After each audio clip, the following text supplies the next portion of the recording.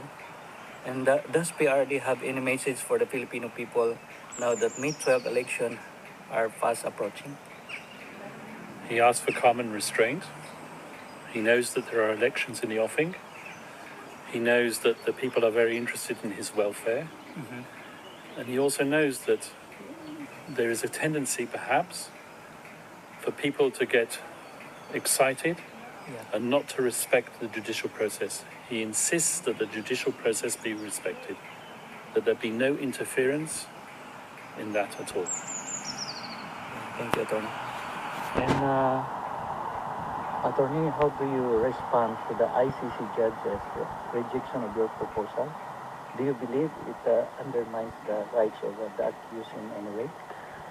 Well, this whole thing about the judges rejecting my proposal, that never happened.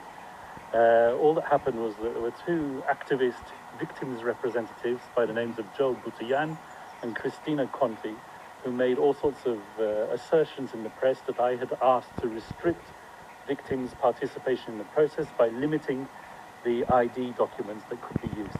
That never happened. All I was doing was I was relying on what the Philippine social security system requires for ID to be verified in the Philippines. What they don't tell you is that they were not accepted at this present moment in time to be representatives of the victims, rather the OPCV, which is the unit which is dedicated to representing victims at the ICC. So this is not a question of the judges rejecting something that the defense asked for.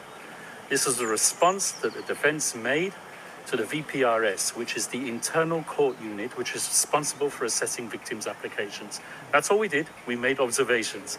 We didn't make a request which was rejected. That's a big lie. Yeah.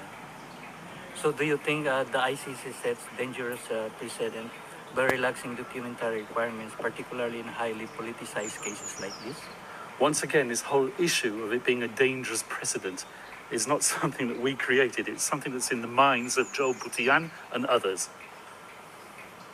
Thank you, Attorney. And lastly, Attorney, what is your message to the Filipino people closely watching the process unfold? Respect the judicial process, respect the judges, and respect former President Duterte's right to a fair trial.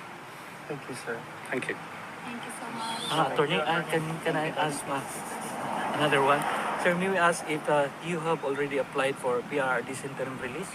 Once again, I'm not going to comment on the chronology of that request. There will be a request for interim release in due course, but as I said many times before, certain conditions have to be ripe for that interim release to take place. And it's the judges who ultimately decided. Sir, do you think that our former president